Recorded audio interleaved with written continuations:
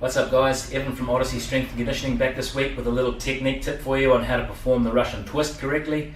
So the Russian twist is a pretty controversial exercise in some ways. While it's really good for targeting the core, particularly the muscles of the obliques on either side, it also has the potential to be kind of injurious to the lower back if it's not done properly. So what we often see when we see people performing the exercise is they use a weight that's too heavy for them and they try to go too fast. What we end up with is a movement where the lower body is not controlled and the person is just trying to kind of banging the weight up and down on either side. The problem that we see with that is that often that means the person is not able to control the position of the lumbar spine very well, and unfortunately when we get into a position of lumbar flexion and then combine that with rotation as well, that's been shown in the literature to be potentially pretty injurious to the discs of the lower back. So what we want to do when we're doing the exercise is a few different things. Firstly, we want to lighten up the weight, and probably also what we want to do with beginners, and if we're learning the exercise ourselves for the first time, is to keep the feet on the floor. So in this case I've just got a baby 4 kilo kettlebell. In some instances even that's probably going to be too heavy for people, and you can just grab a 2.5 or even a 1.25 kilo plate or something like that will be fine in the beginning.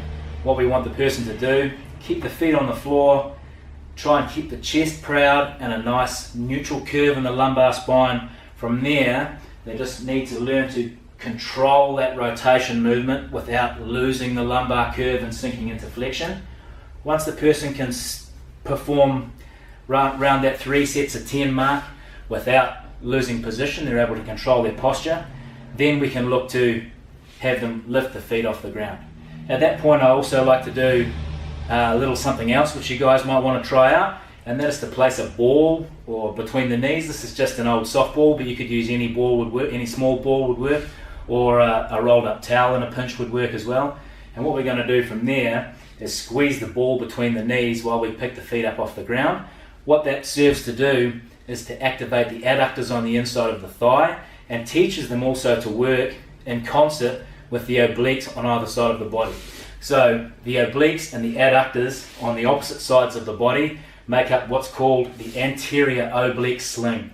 Now the way the anatomy functions is a series of muscular slings that work together to perform certain functions. So I'm not going to cover this in big detail because I'll go into it in a later post, but basically the adductors on one side and the obliques on the opposite or contralateral side of the body function together to stabilize the anterior or the front side of my body, particularly the lumbar spine, the hip and the pelvis.